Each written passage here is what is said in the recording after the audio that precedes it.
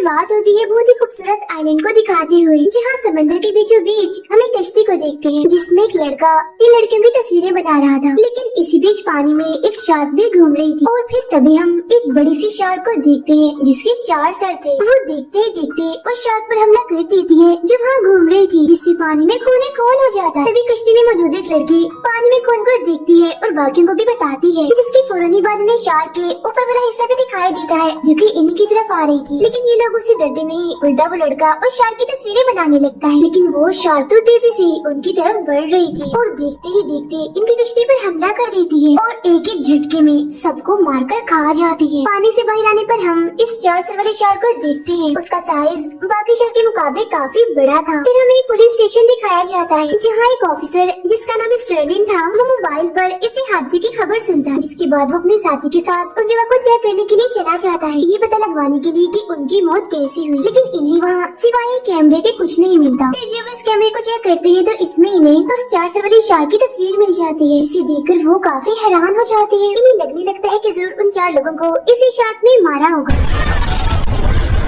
लेकिन वो इस सोच में भी थे कि क्या कोई ऐसी शार्क भी हो सकती है। इसीलिए वो फौरन एक आर्मी डॉक्टर से मिलते हैं जिसका नाम एनजी होता है। उसे समंदर में रहने वाले सभी जानवरों की काफी जानकारी थी। वो लोग उसे भी वो 4 सर वाले शार्क की तस्वीर दिखाते हैं और पूछते हैं क्या कोई ऐसी शार्क भी हो सकती है यानी जिसकी 4 सर हो। तभी यहाँ सीनियर डॉक्टर कहता है कि नहीं, इस तरह के कोई शार्क नहीं होते, बल्कि इस तस्वीर को तो एडिट किया गया है जिसमें सेटिंग करके शार्क के 4 सर आपस में जोड़ दिए गए हैं। ये सुनकर डॉक्टर एनजी भी कहती है कि हाँ बिल्कुल ऐसी ही बात है। जिसके बाद वो ऑफिसर्स वहाँ से चले जाते हैं। फिर हम दोनों डॉक्टर्स को उनके 4 साथियों के साथ एक कश्ती में देखते हैं। यहाँ सीनियर डॉक्टर सभी को अपना प्लान बताता है। वो कहते हैं कि 4 सर वाले शार्क सच में पाई जाती है और मैं यहाँ उसे ही पकड़ने आया। We're gonna catch the shark. Everyone's hunting. क्योंकि मेरा वाटर टैंक ठीक से नहीं चल रहा, लोग उसे देखने आते ही नहीं, जिस वजह से मेरा काफी नुकसान हो रहा है। और अगर मेरे वाटर टैंक में 4 सर वाली शार्क होगी तो सोचो मुझे कितना फायदा होगा। उसे देखने के लिए तो लोगों की भीड़ लग जाएगी और मैं बहुत सारे पैसे कमा सकूंगा। अब वो लोग कश्ती में बैठकर उस शार्क को पकड़ने निकल जाते। समंदर के बीच में जाकर वो मछली का खून पानी में फेंक देते हैं। फिर कश्ती के नीचे कैमरा लगाकर नजर रखने लगते हैं। शार्क के आने का इंतजार भी करने लगते हैं। अब खून को सूंघते हुए आखिरकार वो 4 सर वाली शार्क यहाँ पर आ ही जाती है। लेकिन वो कश्ती में लगे कैमरे पर हमला करके उसे तोड़ देती है। इसके बाद वो कश्ती पर भी हमला करती है और उनके एक साथी को पकड़कर अपने साथ ले जाती है। पानी में आने के बाद वो उसे मारकर खा जाती है। ये देखकर बाकी लोग काफी डर जाते हैं, उनकी हालत खराब हो जाती है। तब इतनी ही देर में वो दोनों ऑफिसर्स यानी स्टर्लिन और उसके साथी कश्ती में आ जाते हैं। वो लोग स्टर्लिन को बताते हैं कि हमारे साथी पर एक अजीब सी शार्क ने हमला करके उसे मार दिया है। तब स्टर्लिन उन्हें उस 4 सर वाले शार्क की तस्वीर दिखाते हुए पूछता है क्या ये वो शार्क है। तो वो लोग हैरान होते हुए कहते हैं कि हाँ बिल्कुल ये वही शार्क है। ये सुन दोनों ऑफिसर इस केस पर काफी गहराई से सोचने लगते हैं और फैसला करते हैं कि हम लोगों का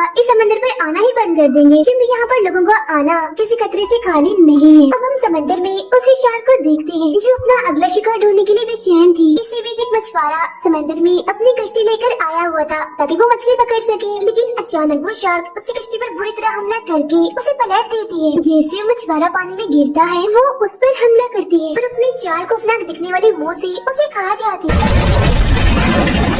अगले दिन एनजी और वो सीनियर डॉक्टर फिर से शार्क को पकड़ने के लिए अपने साथियों को मना रहे थे। लेकिन अपने साथी की मौत की वजह से वो अभी भी काफी गहरे सदमे में थे और डरे हुए भी थे। लेकिन फिर भी आखिरकार वो इसके लिए मान ही जाते। पुरानी बात वो लोग उस जगह पर पहुँचते हैं जहाँ सारी कश्तियाँ लगाई जाती थी। यहाँ उनकी मुलाकात एक शार्क हंटर से होती है, यानी शार्क का शिकार करने वाले से। इसे दरअसल डॉक्टर एनजी ने ही बुलाया था और ये उसका काफी अच्छा दोस्त भी था। दोनों एक दूसरे को काफी पसंद करते थे। अब ये लोग कश्ती लेकर यहाँ से निकल जाते हैं उस शार्क को पकड़ने के लिए। फिर हम समंदर की गहराइयों में एक रिसर्च टीम को देखते हैं जो यहाँ किसी चीज की जांच करने आए थे। लेकिन तभी उनमें से टीम की एक लड़की दूसरी साइड पर सबसे अलग चली जाती है और वो शार्क उसे देख लेती है और उसका पीछा करने लगती है। फिर फौरन उस पर झपट कर उसे खा जाती है। यही हम एक दूसरी कश्ती को देखते हैं जिसमें कुछ लोग थे और वो यहाँ घूमने आए हुए थे। तभी उन्हें पानी में एक व्हेल दिखाई देती है जो किसी लहर की तरह अपने जिस्म को हिला रही थी। वो इन्हें बहुत प्यारी लगती है और ये लोग उसकी तस्वीरें बनाने लगते हैं। तभी अचानक 4 सर वाली शार्क यहाँ भी आ जाती है और देखते ही देखते उस व्हेल पर झपट पड़ती है। वो उस पर इतना बुरा हमला करती है कि जान से मार डालती है।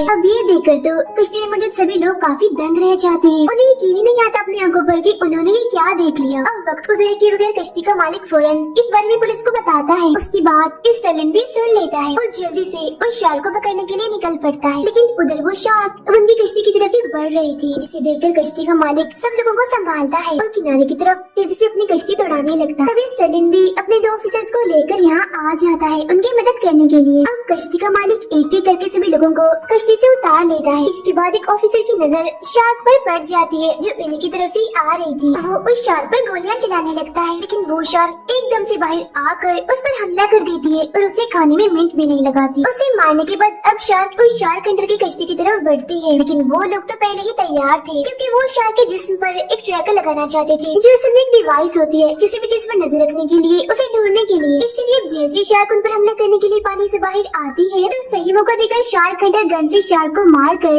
उस पर वो ट्रैकर लगा देता है। लेकिन वो शार्क यहाँ भी अपना शिकार नहीं छोड़ते। वो दोबारा से बाहर निकल कर उनकी एक साथी पर हमला करती है, उसे पानी में ले जाकर बुरी तरह मारकर खा जाती है।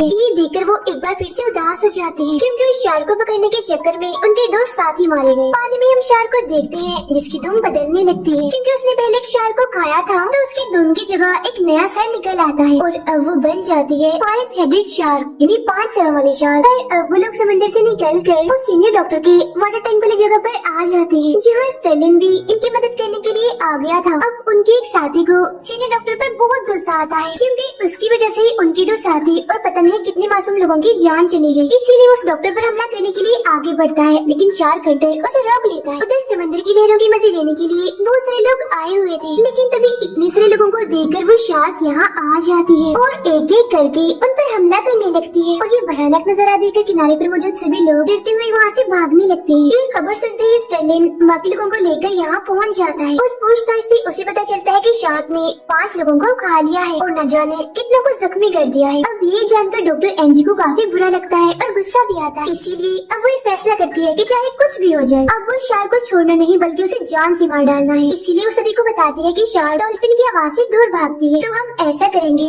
स्पीकर पर डॉल्फिन की आवाज चलाकर हम शार्क को एक दूसरी जगह भेजेंगे और वहाँ हम उसे बॉम्ब से उड़ा देंगे। अब ये लोग फौरन ही समंदर किनारे पहुँच जाते हैं और अपने प्लान के बारे में मजीद बात करते हैं। इनके पास 3 स्पीकर थे जिनका इस्तेमाल करके ये शार्क को दूसरी जगह पर ले जाएंगे। अब स्टर्लिन और उसके साथी पुलिस वाली कश्ती से इन लोगों की कश्ती के साथ जाते हैं। फिर थोड़ा आगे जाने पर दोनों कश्तियाँ एक दूसरे से अलग अलग हो जाती हैं ताकि ये स्पीकर को एक जगह पर लगा सके। यहाँ सीनियर डॉक्टर सभी से माफी मांगता है कि सारी गलती मेरी है, सब मेरी वजह से हुआ है, मैं शर्मिंदा हूँ, मुझे माफ कर दीजिए, मैं लालच में आ गया था अपने वाटर टैंक को बचाने के लिए। अब एनजी स्पीकर को पानी में उतारती है, लेकिन उसकी आवाज सुनकर शार्क गलत जगह पर चली जाती है, यानी जहाँ उसे ये लोग भेजना चाहते थे वो वहाँ जाने की बजाय कहीं और चली जाती है। और वो जगह थी स्टर्लिन की कश्ती के बहुत पास, लेकिन ट्रैकर की वजह से स्टर्लिन को पता चल जाता है कि शार्क उनकी कश्ती की तरफ ही आ रही है। मगर फिर अचानक से उन्हें शार्क का सिग्नल आना बंद हो जाता है क्योंकि अब शार्क उनकी कश्ती के बिल्कुल नीचे आ गई थी। स्टर्लिन के साथ गेंद लेकर शार्क को पानी में ढूंढने लगती है, लेकिन ये देखकर शार्क उनकी कश्ती को जोर से टक्कर मारती है जिसकी वजह से उसकी साथी भी काबू होकर पानी में गिर जाती है। तभी फौरन ही वो शार्क उस पर हमला करके उसके जिस्म के टुकड़े टुकड़े कर देती है और खा जाती है। ये देख स्टर्लिन अपने साथी को बचाने के लिए शार्क पर गोलियां भी चलाता है, लेकिन अब काफी देर हो चुकी थी, इसका कोई भी फायदा नहीं था। उसे खाने के बाद शार्क स्टर्लिन को खाने के लिए उसकी तरफ बढ़ती है। वो कश्ती पर हमला करके पंखों को तोड़ देती है जिससे उसकी कश्ती वहीं पर ही रुक जाती है।